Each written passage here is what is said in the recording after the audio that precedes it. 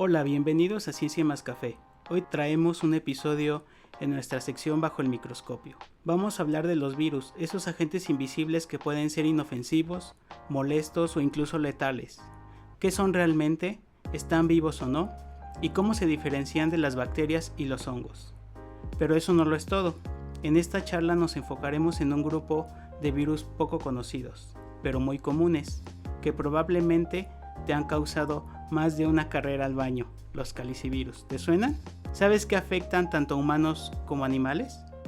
Para responder estas y muchas otras preguntas, hoy nos acompaña una invitada de lujo, la doctora Ana Lorena Gutiérrez Escolano, investigadora del CIMBESTAF y miembro del Sistema Nacional de Investigadores Nivel 3. Ella es experta en virología y nos ayudará a entender desde qué es un virus, su clasificación, hasta los avances más recientes en la investigación de calicivirus. Pues bienvenida, doctora. Muchas gracias por el placer de aceptar la invitación. Al contrario, Eric y Marianela, muchísimas gracias por acercarse a mí. Gracias, doctora. Ya para empezar con la charla del día de hoy, ¿qué es un virus y cómo se diferencia de otros organismos como las bacterias o los hongos? Pues gracias por la pregunta y voy a contestarla al revés. Primero les voy a decir cómo se diferencia. Entonces, los virus son entidades biológicas muy pequeñitas y creo que la diferencia que hay con todo el resto de los seres seres vivos, digamos, es su tamaño. Son tan pequeñitos que necesitamos microscopios muy poderosos para poderlos observar. De tal manera que esta yo creo que sería una de las principales diferencias, aunque a lo largo de esta charla espero poder dejar clara todas las maravillas que los hacen pues entidades biológicas únicas. Los virus, ¿por qué digo entidades biológicas y por qué no digo seres vivos? Pues porque siempre se han clasificado o siempre se ha hablado de ellos como entidades que están en el límite de lo vivo y lo no vivo. ¿Por qué? Pues esta es una pregunta súper interesante. Los virus, cuando están sobre una superficie, son, digamos que microorganismos que son inertes, es decir, tienen las capacidades de enfermar o las capacidades de infectar una célula, pero no lo hacen. Sin embargo, cuando están cerca de un organismo vivo y ese organismo vivo les permite entrar, entonces los virus, digamos que ya adquieren esas capacidades que los asemejan más a un ser vivo. ¿Qué quiero decir con ello? Que los virus por sí mismos no pueden hacer ninguna de sus actividades, pero en cuanto entran a una célula viva, se convierten en entidades que son capaces no solamente de utilizarla, sino que además la convierten en una fábrica viral que va a servir para que se puedan producir todas sus partes, ensamblar y al final de un tiempo determinado puedan salir millones de partículas virales a infectar a las células aledañas. Entonces, concretamente hacia su pregunta, pues un virus es una entidad biológica que para poderse multiplicar requiere de una célula viva, es decir, son parásitos intracelulares estrictos. Ya había escuchado algo por el estilo, de hecho tuve el privilegio de estudiar virología durante la maestría y sí, siempre se ha mantenido siempre existe, desde que yo empecé a estudiar eso sí había ese debate de vivos y no vivos.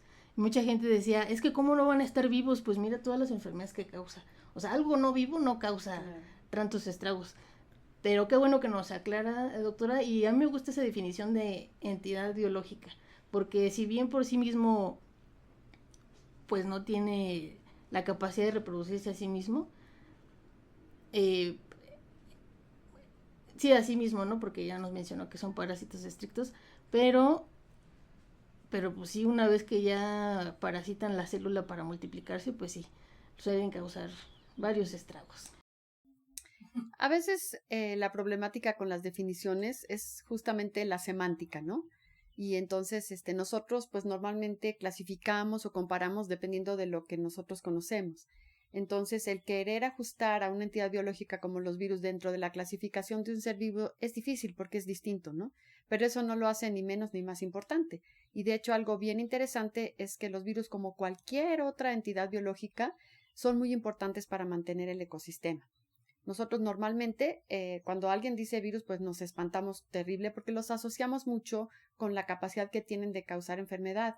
¿no? Y bueno, pues de esto tenemos recientemente un ejemplo que fue pues una experiencia muy dolorosa para todos, ¿no? Sin embargo, los virus también son entidades que regulan otras cosas que iremos platicando durante la charla, y entonces son tan importantes como cualquier otro ser vivo que se encuentra en la naturaleza. Ah, qué interesante, doctora. Estamos ansiosos de escuchar esa parte. Ahora bien, doctora, ¿cómo se clasifican los virus y qué criterios se usan para ello? Yo, la razón por la que se sabía que se cuestionaba si eran vivos o no vivos era porque los organismos, ahora sí que completamente ellos, bacterias, mamíferos, etcétera, tienen los dos componentes genómicos, que es el ADN y el RNA. Y como los virus ya se poseen uno u otro, por eso no se clasificaban como así, como vivos, vivos, vivos. ¿Eso sigue siendo vigente, doctora?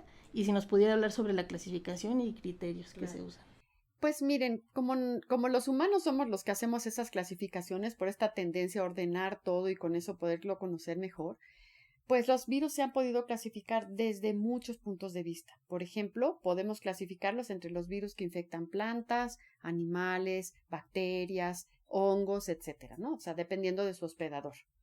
Los podemos clasificar dependiendo de su material genético, es decir, pueden ser virus que son de DNA o pueden ser virus de RNA. Un poco para hablar antes de la clasificación, creo que valdría la pena hacer un pequeño paréntesis aquí para decir que los virus están constituidos de su material genético, es decir, que es como el DNA que nosotros tenemos a nuestras células, que es en donde está escrito todo lo que somos, y ese material genético está envuelto por una capa de proteínas que lo va a proteger. Algunos de ellos además tienen una capa de como una membrana o de lípidos o grasa alrededor, y esos se denominan como virus envueltos.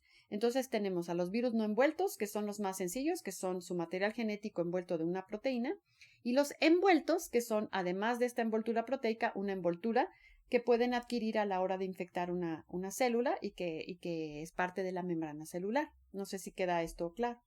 Entonces, partiendo de cómo son estos virus, los podemos clasificar de muchas maneras, como les decía, del tipo de hospedador en el que se replican.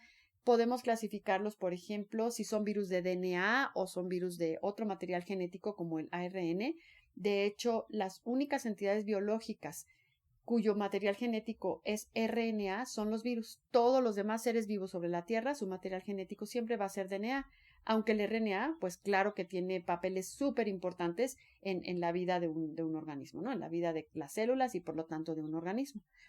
Hay muchas formas de clasificarlos, por ejemplo, por sus tamaños, porque tienen algunos son chiquititos, muy chiquititos, y otros son un poco más grandes, ¿no? Hay una escala que pueden ser los más pequeñitos, inclusive como hasta 10 veces más pequeños que los que son que otros, y algunas hasta 100 veces más, ¿no? Entonces, como ven, es una gama enorme. Y normalmente nosotros decimos, pues es que hablamos de los virus como si fueran una sola cosa, ¿no? Pero entrar al mundo de los virus es como entrar al virus de las plantas o como entrar al virus de los animales, al grupo de los animales, en donde vemos que en los animales, pues nosotros decimos animales y ya vemos que hay mamíferos, hay aves, reptiles, etcétera. Con los virus es igual, ¿no? A mí una de las clasificaciones que más me gusta es una clasificación que hizo un premio Nobel que se llamó David Baltimore. Y él recibió su premio Nobel a los 39 años. ¿Qué le quedaba después de los 39 años? Pues seguir haciendo cosas padres para poder continuar, ¿no?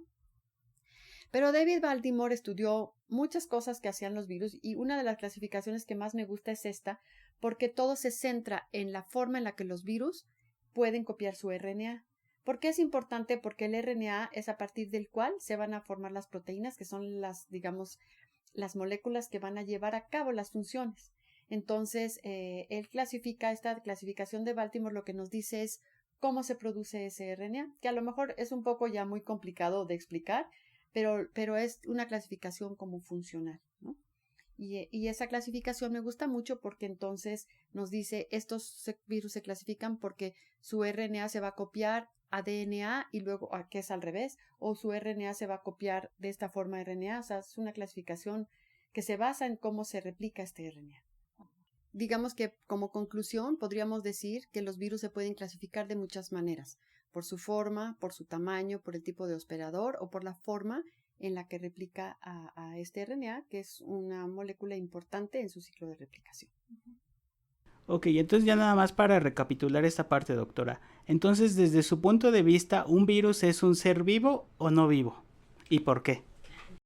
Nuevamente, esa pregunta, la respuesta es depende.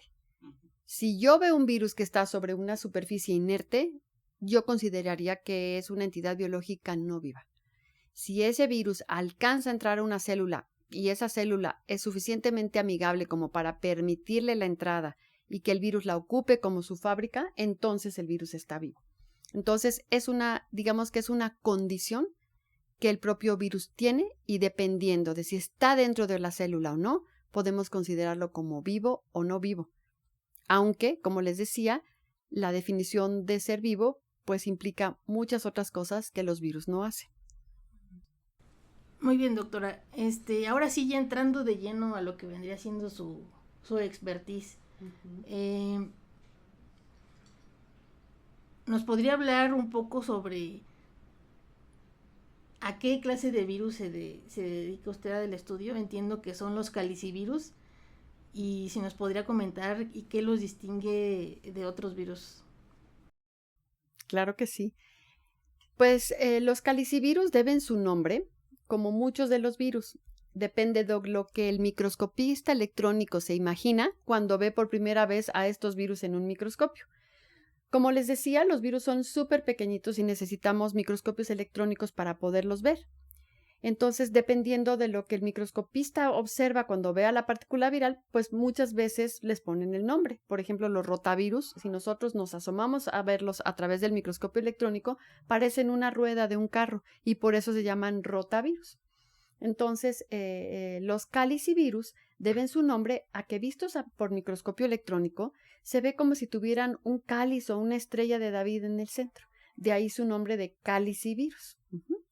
Entonces, los calicivirus, pues son de los virus más pequeños que hay en la naturaleza. Yo podría hablarles o decirles que son de 25 nanómetros de diámetro, que a lo mejor eso no les dice nada, pero digamos que son pues más o menos unas 4 o 5 veces más pequeños que un virus como el SARS-CoV-2 y a lo mejor unas 10 veces más pequeños que el virus de la viruela. Entonces, son de los virus más pequeñitos que hay. Y ¿qué los diferencia de los demás virus? Pues como les decía, muchas cosas. Primero, estos son virus que normalmente causan gastroenteritis, entonces, en el humano. Entonces, nuestro punto de vista, que generalmente es antropocéntrico, pues empezó a darles la importancia porque causaban diarrea en humanos. Sin embargo, al irse clasificando, primero se clasificaron como si fueran parientes del virus de la polio, porque también son virus muy pequeñitos, pero cuando se fue estudiando sus características propias, empezamos a ver que estos virus debían de ser clasificados separados porque eran diferentes, aunque tenían cosas parecidas, tenían cosas distintas, que nos obligaba a clasificarlos de forma diferente.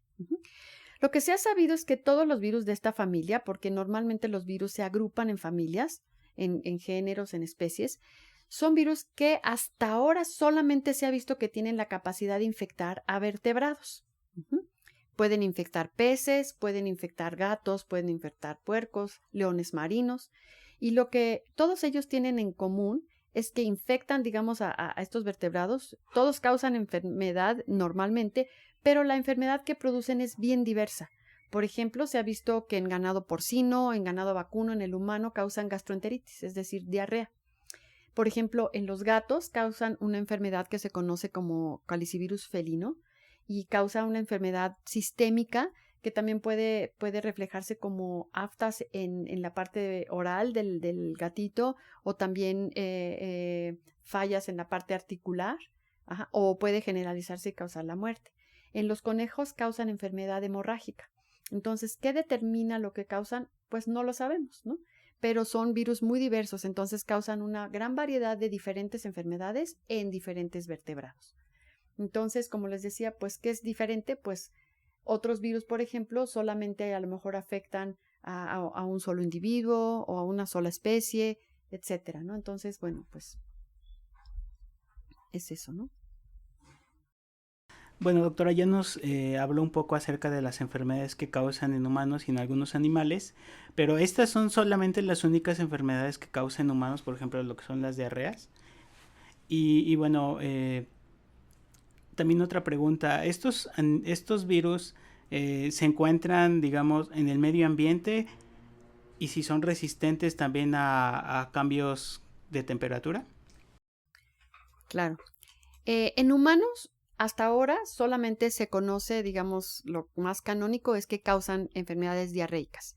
Y su historia es muy interesante porque empezaron a observarse en estos, digamos, barcos que se utilizan para vacacionar en el Caribe, cruceros en el Caribe.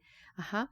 Empezaron a observarse que en algunas ocasiones había, digamos, brotes de gastroenteritis en el barco. Entonces, imagínense una familia que va 8 días de vacaciones y que 3 o 4 días tiene que estar, pues digamos que recluida porque tiene vómito, porque tiene diarrea y además tiene que ir a ver al médico del barco que le va a cobrar a lo mejor $200 por atenderlo y se le echaban a perder las vacaciones. Entonces, muchas de esas personas empezaron a demandar porque decían, bueno, nosotros nos subimos, nos enfermamos aquí arriba, tuvimos que pagarle un médico, se nos echaron a perder las vacaciones y ¿qué pasó? Entonces, ante esto, la respuesta del CDC, que es, digamos que es el Centro para el Control de las Enfermedades en Estados Unidos, esto se los comento porque ocurría en barcos de Estados Unidos, ¿qué hicieron? Fueron a los barcos y empezaron a averiguar qué era lo que estaba sucediendo. Y entonces se dieron cuenta que en algunas ocasiones el manipular alimento para tantas personas, pues había, el virus estaba presente en el alimento y cuando las personas ingerían el alimento se enfermaban. Entonces, una cosa importante es que normalmente los virus que causan enfermedad gastrointestinal son virus que son muy resistentes al medio ambiente. ¿Por qué? Fíjense que estos virus pues van a entrar a través de la boca y tienen que atravesar todo el estómago. Y llegan al estómago. Y en el estómago, ¿cómo es el pH? Pues es pH ácido, porque ese pH ácido ayuda a degradar todo el alimento para poderse aprovechar. Y después pasan al intestino. En el intestino es en donde se replican, pero el intestino ya cambia. Ya el pH no es tan ácido. Y estos virus entonces fíjense, están estables en el medio ambiente, luego pasan a través de un pH muy ácido en el estómago y luego cambian hacia un pH más alcalino en el intestino. Entonces, los virus que se adquieren a través de la ruta oral, es decir, por la boca, son virus muy resistentes y, por tanto, en el medio ambiente son muy resistentes. Los respiratorios tienen esta parte de la envoltura que les decía y esta envoltura los hace un poco menos resistentes. ¿Pero por qué? Porque su ruta es a través de la ruta respiratoria y van a llegar directamente de la nariz hacia el pulmón. Allí casi no va a haber cambios de pH. Entonces, los virus más resistentes en el medio ambiente, pues son los virus entéricos o los que se adquieren a través de la ruta oral. Entonces, en estos barcos lo que hacían es que limpiaban los barcos súper bien, pero como son virus muy resistentes, pues las soluciones cloradas y todos los jabones, etcétera, no los quitaban. Y cuando subían los nuevos tripulación a esperar a los nuevos vacacionistas, pues todos se volvían a enfermar, ¿no? Entonces esto era un círculo, digamos, cerrado y bueno, cuando la CDC reportó estos, pues empezaron a tomar importancia. Esto no quiere decir que no existieran, estos virus siempre estaban, pero hay otros virus que se manifestaban más fuerte, por ejemplo, los rotavirus. Nosotros sabemos que los rotavirus causan una infección gastrointestinal muy, muy, muy profusa y los niñitos a veces comprometen su salud y a veces hasta la vida, desafortunadamente. Entonces, estos eran a los que se atendían más, ¿no? Pero los rotavirus se sabe que hay una cierta respuesta inmunológica y entonces después de 3 o 4 episodios a lo mejor de rotavirus, ya tu sistema inmune ya reconoce la infección y ya la va a limitar. En el caso de los calicivirus, el sistema inmunológico por alguna razón no lo reconoce. Entonces, cada vez que tienes contacto con un calicivirus o con un norovirus, que así se llaman, digamos, a los que infectan a humanos, pues el individuo se vuelve a infectar. Es decir, no hay una memoria inmunológica para contenderlo. Entonces, nosotros en el laboratorio consideramos que era muy importante estudiarlos y cuando yo comencé recién acabado el doctorado, todavía no se podían estudiar porque no había un cultivo celular que permitiera su estudio. Como les digo, los virus requieren de células vivas para poderse multiplicar y la gente que estudiamos virología, pues una de las herramientas más importantes es tener en cultivo células que nos permiten infectar y estudiarlas. Y todavía no había un sistema de cultivo celular, pero yo dije a la velocidad a la que va la ciencia, prontamente vamos a tener un sistema de cultivo. Y bueno, ya pasaron 25 años y seguimos teniendo muchas dificultades para multiplicarlos. Pero afortunadamente tenemos otros virus de la misma familia, por ejemplo el calicivirus felino u otro que infecta a los ratones que se llama norovirus murino, y utilizándolos como modelos podemos entender acerca de esta biología y eso también nos ha permitido avanzar un poco en saber qué cosas requiere este virus para multiplicarse y poder encontrar un sistema de cultivo adecuado para poderlos estudiar. Los calicivirus solamente infectan a humanos y a mascotas, pero también pueden infectar a animales de interés económico. Claro, los calicivirus son muy importantes porque, como les decía, infectan a una gran variedad de vertebrados. Entonces, infectan a los humanos, que como les decía, desde nuestro punto de vista antropocéntrico, pues eso es muy importante, pero también afectan animales de importancia económica, por ejemplo, a ganado porcino, a ganado vacuno. También estamos encontrando que infectan a salmones, entonces eso podría también afectar a los cultivos de salmón o a los salmones silvestres. Y también afectan a nuestras mascotas. Entonces, y también afectan conejos y liebres silvestres, que también pueden ser pueden ser consumidos como un consumo alimentario. Entonces, sí, tienen una importancia, digamos que en la salud pública, en la economía, ¿no?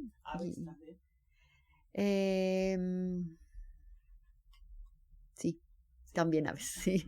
Saben que, perdón que dude, pero es un grupo de virus que, digamos que la clasificación de los virus, cuando se clasifican, digamos, por grupos, es interesante el observar que esta clasificación es dinámica. Es decir, a lo que yo les digo es que a veces se descubren nuevos virus que causan nuevas enfermedades en nuevas especies y cuando los estudiamos decimos, pues este pertenece a tal familia o a esta otra, ¿no? Entonces, hasta hace poco tiempo relativamente eran 6 géneros o 6 grupos y ahorita ya son 11. Es decir, en los últimos años ha habido mucho más interés, han encontrado más virus nuevos y esos virus están en la naturaleza. Lo que pasa es que a veces no los conocemos, pero al descubrirlos los vamos clasificando y ahorita los virus de salmón, estos que no se sabía que infectaban peces, se sabía que infectaban, por ejemplo, leones marinos, vaquitas, puercos, etcétera. Ahora ya sabe que infectan perros, se sabía que infectaban conejos, ahora ya se sabe. Entonces dudé un poquito, pero sí, también hay calicivirus de aves. Y, por ejemplo, cuando infectan a los porcinos, cuando infectan a este ganado, la sintomatología es igual, algún malestar estomacal en estos animales. Claro, si son entéricos y causan diarrea, eso es lo que sucede, que los animalitos, sobre todo los que están a pie de cría, van a tener diarrea y pues esto igual y no los mata, pero igual lo que hace es que haya, digamos, un retraso en su crecimiento, pérdida de peso, que pues el ganadero eso no lo quiere, ¿no? Entonces ese puede ser una repercusión, que igual contiendes contra la infección, pero ya perdiste un par de semanas importantes en el gasto para la engorda y para el crecimiento y todo esto, ¿no? Uh-huh. O sea, son meramente entéricos los calicivirus. Los calicivirus son entéricos, sí. Pero, algunos causan diarrea, otros causan enfermedad hemorrágica, otros causan enfermedad vesicular, pero son entéricos. Principalmente. Uh-huh. Muy interesante lo que nos comenta, doctora. Sobre todo me llama la atención la parte de que algunos, los calicivirus o algunos virus son los que son muy resistentes en el medio ambiente. O sea, ¿cuánto tiempo pueden estar? Porque mencionaba que un virus no se puede replicar si no está dentro de una célula. Claro. Entonces, están en los alimentos, están en el piso, vuelan. Los virus están en todos lados, todos lados. Y específicamente estos calicivirus, doctora, ¿cuánto tiempo pueden vivir fuera o sea, es que eso me causa un poco de controversia? Fíjense, yo al principio les hablé de cómo eran los virus. Les dije, hay unos que son material genético y su proteína y otros que tienen una envoltura. Los virus que se adquieren a través de la ruta oral, que son muchísimos, es decir, los virus que nos los comemos y nos enferman, que no necesariamente nos causan siempre enfermedad diarreica, algunos otros no, ¿no? Entonces, esos son más resistentes porque pueden permanecer en superficies por mucho tiempo. Ujú. En el caso de los virus que se adquieren por ruta respiratoria, ¿qué tienen de más? Tienen además esa membrana que es de origen celular. Pues claro, si requieren a la célula para multiplicarse, salen de la célula con esa membrana. Y esos son menos estables en el medio ambiente. De tal forma que un virus respiratorio puede vivir, digamos, o no vivir, pero permanecer estable en una superficie en menor tiempo que un virus entérico. Es más fácil, digamos, desactivar o inactivar a un virus respiratorio que a un virus entérico. Entonces, ahora, ¿cuánto tiempo va a permanecer en una superficie? Pues depende. Si está, por ejemplo, en una superficie que está siendo irradiada por la luz solar, pues se va a estar menos estable que si está en un lugar fresco, oscuro, etcétera, ¿no? Entonces, eso, digamos que en términos generales podemos decir que los virus que no tienen envoltura son más estables en el medio ambiente, pero va a depender también de cuál es la condición. Si yo tengo un virus entérico que está directamente en el sol y voy a tener un virus respiratorio que está en un lugar seco y fresco, pues igual iba a permanecer más el respiratorio, ¿no? Pero volviendo a dónde están, los virus están en todas partes. Y no hay un solo ser vivo que conozcamos hasta ahora que no pueda ser infectado por un virus. Aquí cabe aclarar que no estoy diciendo que todos los calicivirus van a infectar a todos los organismos sobre la Tierra. Hay una especificidad, es decir, hay ciertos virus que van a infectar ciertos organismos vivos, pero no se conoce ningún solo organismo vivo en la Tierra, es decir, una planta, una bacteria, un hongo o cualquier cosa, que no pueda albergar un virus dentro. Pero no todo, o sea, es como un poco estas reglas de la lógica de la preparatoria, ¿no? Todos los seres vivos van a poder tener un virus, mas no todos los virus van a poder entrar a todos los organismos vivos, ¿no? Doctora, y específicamente hablando de los calicivirus, ¿qué medidas de prevención son realmente eficaces si las soluciones cloradas pues no funcionan? Que es lo que ahora sí que la mayoría de las familias tiene al alcance para desinfectar sus ambientes. Miren, como son virus que van a sobrevivir en superficies, si una persona, o sea, siendo concreta para contestar esta pregunta, la medida más eficaz es el lavado de manos. Creo que esto lo aprendimos en la pandemia del COVID-19. Lavarte las manos evita totalmente que haya una transmisión.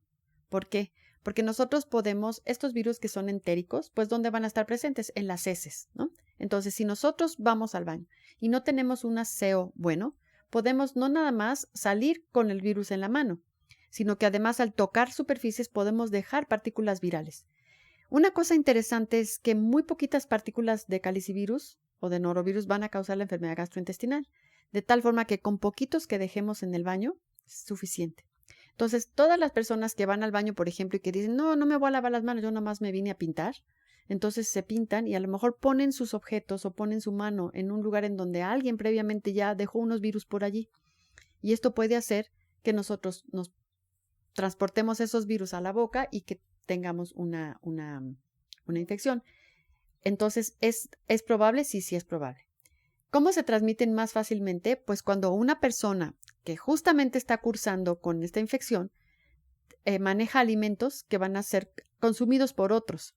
Entonces ustedes me dicen, ¿pero cómo? Una persona que tiene diarrea obviamente se va a lavar las manos y va a tener mucho cuidado. Resulta que estos virus son como el COVID. No todas las personas van a manifestar síntomas. Entonces puede haber personas que están infectadas que no lo saben. Entonces, si no son rigurosas con el lavado de manos, pueden manejar el alimento y pueden dejar partículas virales en el alimento y todas las personas que coman de ese alimento que está contaminado se van a infectar. Entonces, si a eso además yo agarro tenedores y agarro otras cosas que son conocidas como fómites, que son juguetes, todas las cositas, cubiertos, todas las cosas que nosotros agarramos y que nos hacen el día a día para diferentes cosas, pues podemos igual, eso puede ser utilizado como un vehículo para que nosotros al final del día logremos chupando esos tenedores o cuchillos, etcétera, que el virus entre a nuestro sistema y nos infecte. Y los virus en general son bastante eficaces, entonces lo logran. Doctora, ¿y existe alguna vacuna o tratamientos antivirales disponibles para los calicivirus? No hasta la fecha. Cuando una persona se enferma con enfermedad diarreica producida por calicivirus, como muchas otras enfermedades que causan diarrea, lo más importante es contender contra la deshidratación. Entonces, estos virus generalmente causan diarrea y vómito. Entonces, en una persona adulta sana, a lo mejor tener diarrea y vómito no es tan grave, puesto que podemos ingerir líquidos y podemos compensar esta deshidratación.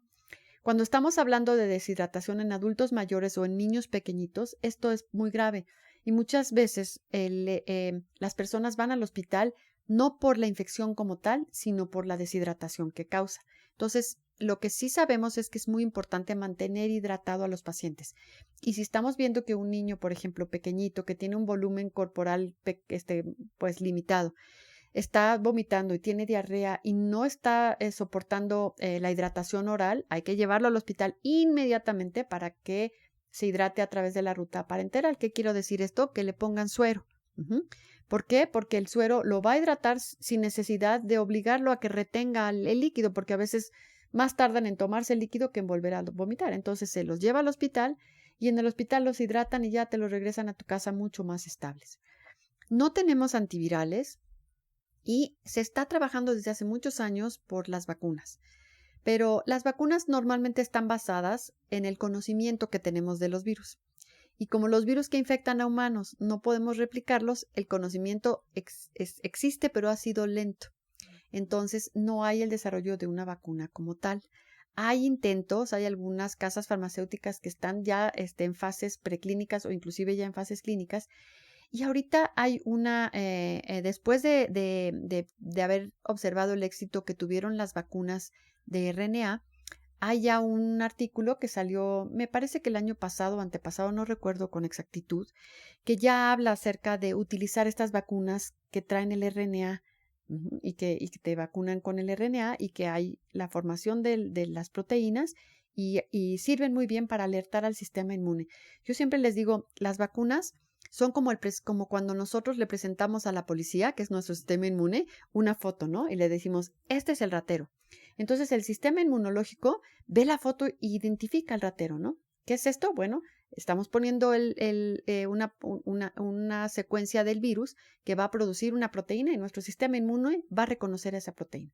¿Qué pasa cuando el ratero entra? Es decir, ¿qué pasa cuando el virus entra? Todo ese sistema inmunológico, que digamos que es la policía, va a decir, este es el ratero, es igualito al de la foto y va a llegar y lo va a atacar. ¿Están de acuerdo? Entonces, ¿qué es lo que pasa? Pues eso es lo que hacen las vacunas. Las vacunas alertan a su sistema inmunológico para que cuando el patógeno, que en este caso es el virus, llegue, el sistema inmune ya esté preparado, que no nos agarre, pues, no sé, viendo la tele o haciendo otras cosas, sino que digamos, este es el que nos va a causar el daño y contenderlo. Entonces, estas vacunas de RNA pues han sido exitosas para el COVID y están siendo aplicadas y hay un estudio de grupos de gente que trabaja con calicivirus desde hace mucho tiempo, que están además trabajando en conjunto y que están haciendo el desarrollo y parece ser bastante prometedor, pero todavía no está en la fase clínica. Doctora, actualmente, ¿cuál es el estado epidemiológico de las enfermedades causadas por calicivirus en México y en el mundo? ¿Tiene el dato? Sí, tengo el dato, no sé si está totalmente actualizado porque como les decía esto cambia, pero normalmente no les quiero hablar mucho sobre la clasificación, pero bueno, digamos que los calicivirus son agentes patógenos que causan enfermedad gastrointestinal en todas partes del mundo, es decir, igual en Suecia que en México que en Estados Unidos, ¿no? Por supuesto, hay un impacto en los países en vías de desarrollo en relación a los desarrollados, pues por los sistemas sanitarios, ¿no? Porque al ser virus entéricos, pues evidentemente esto tiene mucho que ver. Sin embargo, en países con altos estándares higiénicos también causan enfermedad diarreica. Y bueno, un ejemplo es que estas personas que iban en estos barcos, que se supone que son estadounidenses, pues también se enferman. Entonces, los calicivirus causan infección gastrointestinal y son importantes en todos lados del mundo. No en todos los lados del mundo se estudian igual. Se han estudiado mucho en Europa, se han estudiado en Estados Unidos, en Canadá, y se han inclusive descrito cuáles son específicamente qué genotipos o qué genogrupos causan son más frecuentes, ¿no? O están circulando, digamos. Entonces, en México somos pocos los grupos que hemos podido identificar. Sin embargo, se sabe que los genogrupos que circulan en México se parecen mucho a los que circulan en otras partes del mundo, ¿no? Hay algunos que se conservan, inclusive sabemos que circulan desde 2013 y hay algunos otros nuevos que empiezan a circular. Me refiero a nuevos a que han cambiado en algo, ¿no? Y que también empiezan después a ser los que van desplazando a los otros, es decir, se vuelven poblaciones más predominantes, ¿no? Pero en México, de lo que se conoce, pues más o menos es muy parecido a lo que pasa en el resto del mundo. Doctora, ¿y qué desafíos enfrentan los investigadores al estudiar estos virus? Pues como les comentaba al inicio, una de las herramientas más importantes para los virólogos es tener un sistema de cultivo celular. Y en este sentido no tenemos un sistema de cultivo celular adecuado. Entonces, digamos que normalmente decimos no tenemos un sistema de cultivo adecuado porque sabemos que los calicivirus que infectan al humano, estoy refiriéndome a los que causan enfermedad en humano, se pueden propagar en organoides. ¿Qué son los organoides? Pues son una forma que tenemos los científicos de hacer pequeños órganos que se parecen al intestino, se parecen a diferentes órganos, ¿no? Y entonces hacer estos organoides que se parecen al intestino ha permitido poder replicarlos. Sin embargo, el hacer organoides requiere de personal altamente especializado y además requiere de mucho dinero porque el poder diferenciar una célula en un órgano pequeñito, pues requiere de una gran cantidad de material que es de alto costo. Entonces no podemos tener estos sistemas, digamos, en cualquier laboratorio del mundo. Hay algunos laboratorios que tienen, digamos, más recurso económico y además que se vinculan con hospitales. Y en estos lugares es donde mejor se estudian. ¿Por qué? Porque pueden obtener muestras del material diarreico de los pacientes. Inmediatamente se pueden aislar los virus de allí y podemos replicarlos, ¿no? Pero creo que el principal reto es y como les decía, cuando yo terminé el doctorado hace muchos, muchos años, pensé que esto iba a ser una cosa que alguien o inclusive nuestro propio grupo iba a poder hacer y no lo hemos logrado, ¿no? Sin embargo, bueno, la buena noticia es que se pueden hacer algunas cosas en los virus de esa familia que sí se pueden cultivar. Dos de los modelos más estudiados son el calicivirus felino y el norovirus murino. Tenemos cultivo celular para poderlos estudiar. Y digamos que desde el punto de vista de biología molecular se tienen clonadas todo el material genético del que infecta humanos y nosotros podemos hacer homologías, ¿no? A ver si esta proteína hace esto en el felino, tal vez podría hacer esto en el humano y lo estudiamos, digamos que de una manera comparativa, ¿no? En paralelo, aunque no podemos saber qué es lo que ocurre en la infección normal, ¿no? A veces se han sido muy buenos modelos de estudio las personas que están en un brote de gastroenteritis, es decir, hay una pequeña epidemia y entonces ellos quieren participar en los estudios y se pueden hacer estudios. Y también hay voluntarios que permiten que se les inocule el virus y estudiar. Yo siempre he dicho que no sé qué tan voluntarios sean estos voluntarios porque a nadie nos gustaría que estudiaran en nosotros mismos un patógeno, pero son gente muy valiente, ¿no? Que ayuda a que la ciencia avance y que el conocimiento avance para ayudar a otras personas. Entonces, esto se ha podido hacer. Doctora, ¿existen algunos avances recientes que ha habido en la investigación de calicivirus que parezcan prometedores? Pues sí, o sea, realmente qué es lo que sucede, ¿no? Nosotros, aquí en el laboratorio, hacemos investigación básica y qué significa es la base de la pirámide para la creación del conocimiento, ¿no? Entonces, a veces el ver que nuestras investigaciones resultan en una solución para una problemática de una población es muy alentador, es hacia donde todos queremos ir, pero a veces es muy lento, ¿no? Sin embargo, es muy prometedor, primero, el que tengamos los organoides, porque esto nos puede ayudar a entender cuál es el requerimiento de estos virus para poderse multiplicar y cuando tengamos un sistema sencillo de cultivo celular vamos a poder estudiarlos mucho más rápido. Otra cuestión prometedora es el uso de vacunas. Las vacunas, después del agua potable, han sido la herramienta que ha inventado el humano que más vidas ha salvado. Entonces, aunque estos virus, digamos, no comprometen la vida, porque normalmente las personas pueden contender, sí hay una cierta gravedad en los pacientes pequeñitos o en los adultos mayores. Y además, también pasa como con el ganado. Si los humanos se enferman, pues también faltan a trabajar, porque nadie va a venir a trabajar cuando no puede ni siquiera levantarse de la taza del baño, ¿no? Entonces, esto va a hacer pues que haya pérdidas económicas importantes. Entonces, algo prometedor es que el estudio de estos virus nos está permitiendo poder desarrollar una vacuna que esperamos que prontamente esté circulando y que esto ayude a contender contra la infección. Doctora, como le comentaba, a mí siempre me ha llamado mucho la atención el contexto evolutivo de las diferentes especies en este planeta y pues particularmente de los virus y cómo y cuál es su importancia en el ecosistema, porque conocemos a los humanos, el conocimiento que tenemos es que causan enfermedades, principalmente. Claro. Le pregunto a mi mamá, a mi papá, a mi abuelito, que pues que un virus me enfermó, etcétera. Claro. Es lo único que sabemos de los virus. Y pues digamos que eso tiene una connotación negativa, ¿no? Claro. Sin embargo, pues sabemos que todos somos importantes en el ecosistema, demostradísimo. ¿Qué importancia tienen los virus para mantener el equilibrio ahora que se habla tanto del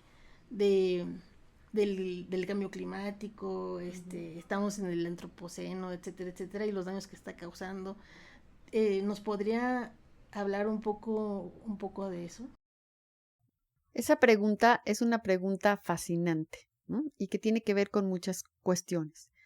Entonces, los virus van a estar y van a continuar siempre que haya un ser vivo en la superficie de la Tierra.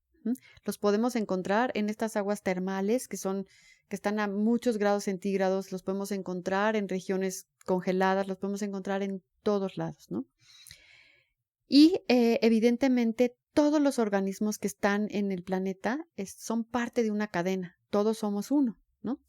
Entonces yo te puedo hablar del COVID y que tú me digas, los virus son una cosa horrible porque nos trajeron tristeza, mortandad, encierro, muchas connotaciones negativas, ¿de acuerdo?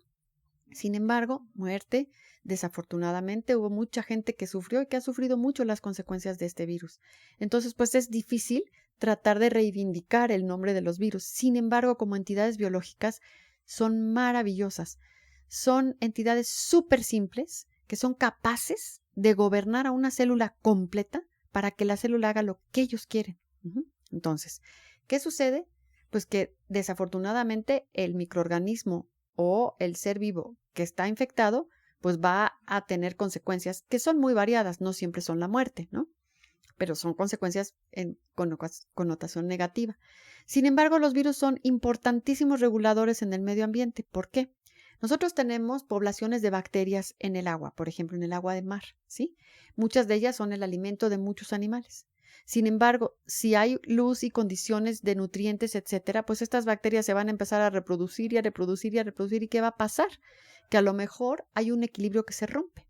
Entonces los virus son buenísimos porque, perdón, los virus que infectan a las bacterias, que se llaman bacteriófagos o fagos, ¿qué van a hacer? Se meten a la bacteria, la truenan, se multiplican y entonces ¿qué hacen? Regulan estas poblaciones. ¿Para qué? Para que esas poblaciones, por ejemplo, no sobrecrezcan y entonces nos tapen la luz solar, el sol no atraviese, por poner un ejemplo sencillo, ¿no? Entonces son reguladoras. Entonces, por ejemplo, en nuestro intestino, no sé si ustedes saben, yo creo que sí, pero ya sabemos que en nuestro intestino hay más bacterias que el número de células que componen a nuestro cuerpo. Y esas bacterias son bien importantes para mantener nuestro cuerpo en homeostasis, es decir, en equilibrio. Entonces, igual que los virus son importantes para regular en las poblaciones en el mar, en nuestro mar interno, que es nuestro intestino o nuestros pulmones, etcétera, esas bacterias van a estar allí, son reguladas también por virus.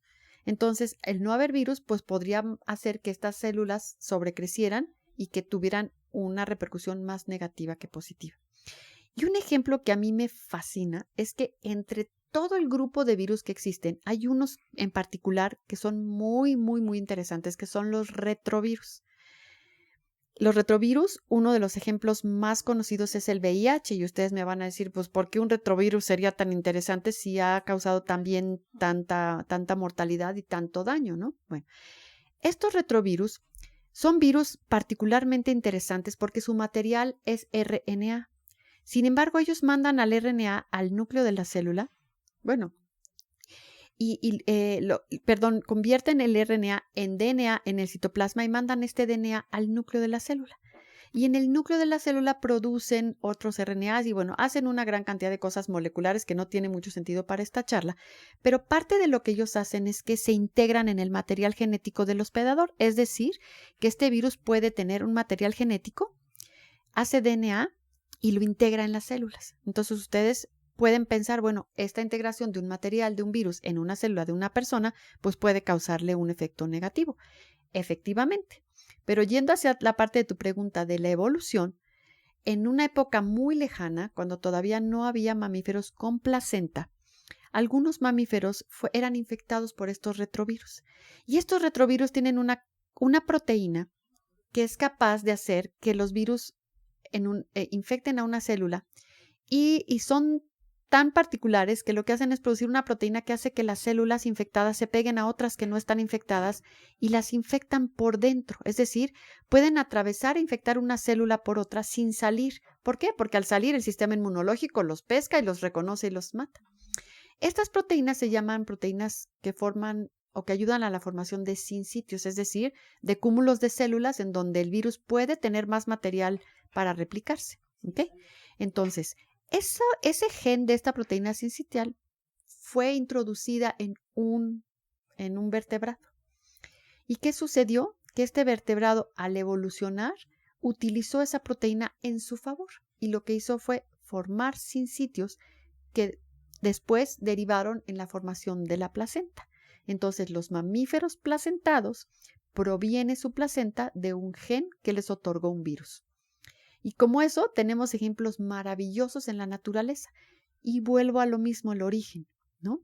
Todos en el planeta nos necesitamos. Por eso es tan importante que cuidemos a las arañas que nos asustan, hasta los pajaritos que nos conmueven, ¿no? Todo en el medio ambiente tiene una razón de ser, ¿no? Y los virus han acompañado a todos los seres vivos y los han ayudado a evolucionar y a ser lo que hoy en día somos, y seguramente nos acompañarán a continuar este camino. Es decir, vamos coevolucionando. Y una de las cosas que más ayudan es, igual que cualquier otro patógeno, es a modelar nuestro sistema inmunológico.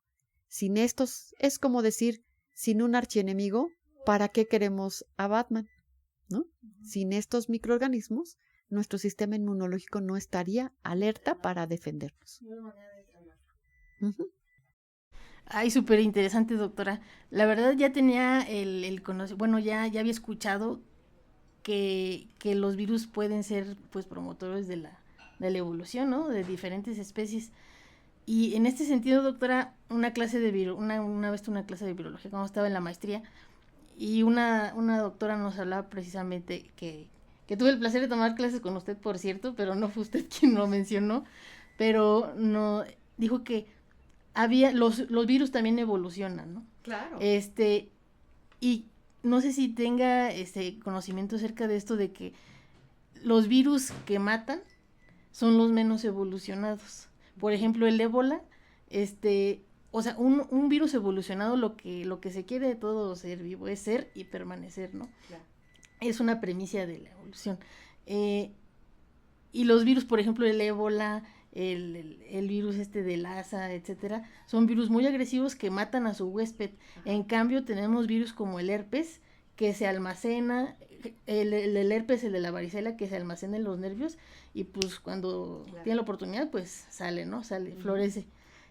Y había escuchado que esos son virus más evolucionados, aquellos que pueden conservar su huésped, porque al matar al huésped ya no hay manera de seguir, de permanecer. Claro. En cambio, el herpes, la varicela, pues son virus, digamos, más evolucionados que llevan la fiesta en paz, ¿no? Para hacer y permanecer.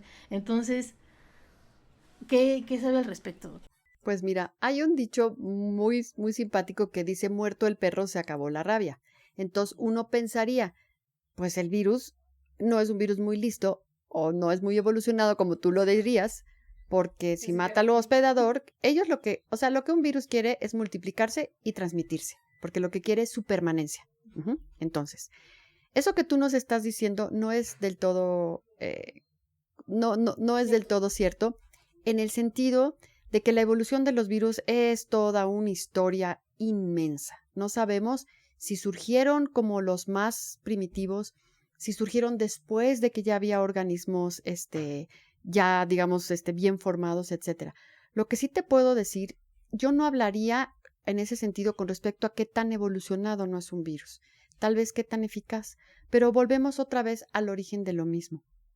Un virus normalmente encuentra la homeostasis con su hospedador, es decir, es como los ejemplos que nos ponen de la mariposita y la flor, ¿no? La mariposa va, come de la miel que la flor hace y la flor hace esa miel para que la mariposa vaya. ¿Por qué? Porque al ir y depositar sus patitas se lleva el polen y le ayuda a esta flor a polinizar otras flores y a mantenerse. Entonces ahí hay un beneficio mutuo, que es como una coevolución, ¿no? La mariposa come y la flor se reproduce. En el caso de los virus es lo mismo. ¿Qué pasó con el COVID? ¿Qué ha pasado con muchos virus? Los virus encuentran su homeostasis con su hospedador natural y muchas veces están, por ejemplo, en esos bosques que nosotros nunca entramos. Allí los virus viven a gusto con sus hospedadores. ¿Qué pasa cuando nosotros irrumpimos esos medios ambientes y los alteramos? O porque sacamos a los animales de allí para mascotas, que porque son afrodisíacos, que porque los queremos comer, a veces son alimento, ¿no?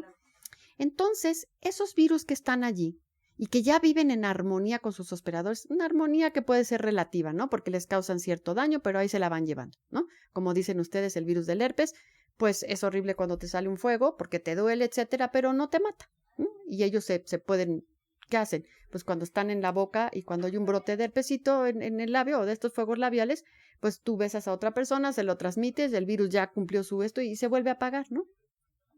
Pero ¿qué pasa cuando son virus que están en homeostasis o en armonía con sus hospedadores y llegamos los humanos e irrumpimos estos medios ambientes? Esos virus, algunos son muy específicos de especie, es decir, van a llegar a nosotros y no va a pasar nada. Nos los vamos a comer y como los comemos los vamos a excretar bien, por cualquier vía y ahí va a acabar la historia. Pero cuando hay virus que tienen estas dualidades o estas posibilidades de encontrar una célula y poder entrar, allí cambia la historia. Entonces, ¿qué fue lo que pasó con el COVID? Es eso. O sea, esta falta de equilibrio en el medio ambiente, el estar interaccionando con animales y sacándolos de sus medios, eso es lo que hace que estos virus que ya están muy tranquilos, tengan la posibilidad de entrar a otra especie. ¿Y qué pasa? Eso pasa con el ébola, ¿no? Llegan y tienen esa capacidad brutal de arrasar con todo el organismo y de causarle la muerte en horas, ¿no? Pero los virus no tienden a hacer esto. O sea, y además se piense que a través del tiempo lo que va a suceder es que estos virus que de momento causan estas enfermedades devastadoras en sus nuevos hospedadores, porque nada más sucede con el humano, ¿no? Van a llegar a un equilibrio.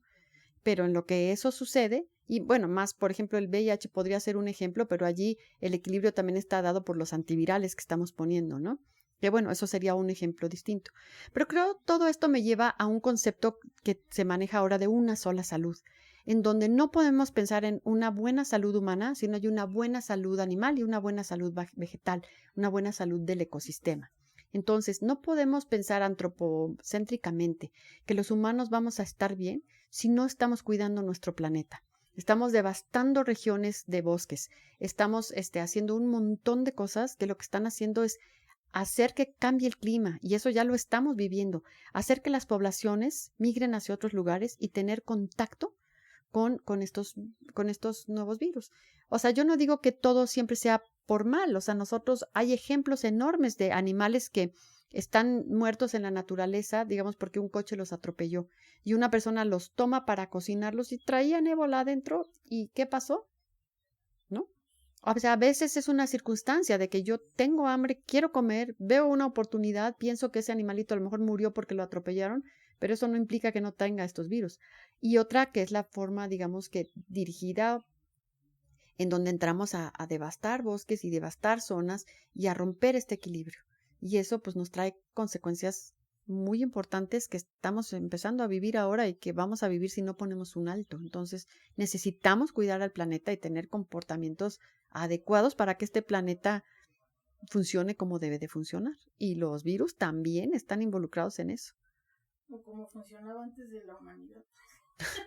A lo mejor allí vamos a ir a dar, a que todo regrese, a que no haya un ser humano y todo vaya mejor. De hecho, doctora, ahora sí que ya cambiando al campo, ahora sí que como dice uno de mis tutores decía, ya entramos al campo de la dimensión desconocida, ¿no? Donde se especula que el humano, o sea, como que lo pusieron aquí, porque en realidad no encaja, porque pues es difícil, a lo largo de su historia ha sido difícil entrar en armonía con el ecosistema.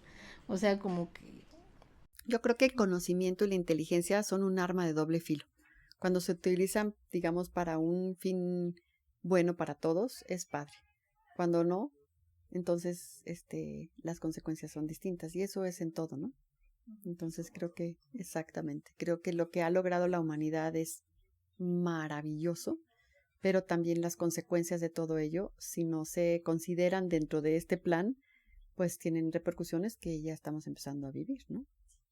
Nuevamente, Marianela y Eric, muchísimas gracias por la invitación. La verdad que para mí es un gusto poder platicar acerca de lo que nosotros hacemos.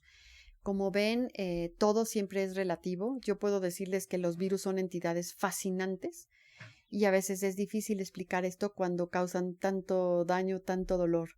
Pero si nosotros les quitamos toda esta parte o todo este estigma y los vemos como otras entidades biológicas que están en este planeta, podemos observar muy claramente que son realmente fascinantes, que lo que logran hacer son cosas que nunca hemos pensado, ¿no?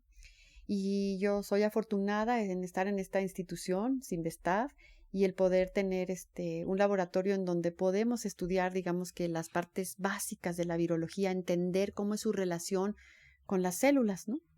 Y utilizar la biología molecular, la biología celular, un montón de disciplinas para poder comprender esta relación entre los virus y las células. Entonces, aunque de verdad nuestro interés enorme también es poder encontrar la forma de poder estudiar a los que nos infectan, a los humanos como tal, el tener estos modelos pues, nos ha permitido hacer muchas cosas interesantes que no solamente ayudan a conocer la virología de los calicivirus, sino lo que sucede con otros virus, ¿no? Entonces yo también he tenido la fortuna de guiar el trabajo de estudiantes de servicio social, de licenciatura, maestría y doctorado. Y bueno, pues el laboratorio está abierto para los que tengan interés en la virología, en la biología molecular, en entender esta relación entre los virus y las células, de venir con nosotros y participar en descifrar algunas de estas incógnitas que tenemos y que seguramente muchas de ellas se van a ir con nosotros al otro mundo. Pues como ven, los virus realmente son apasionantes y si ustedes quieren saber algo más acerca de los virus de una manera fácil y clara, la Universidad Nacional Autónoma de México editó un libro que se llama Virus en todas partes, globalización y pandemias, en una serie Ecosalud que trata un poco acerca del tema que les platicaba de una sola salud y que fue escrito por el doctor Juan Ernesto Luder y por mí, y que, bueno, en él tratamos de resaltar algunas de las cosas más interesantes de los virus, desde su descripción, su clasificación, hasta toda esta parte que les decía sobre su importancia en el medio ambiente.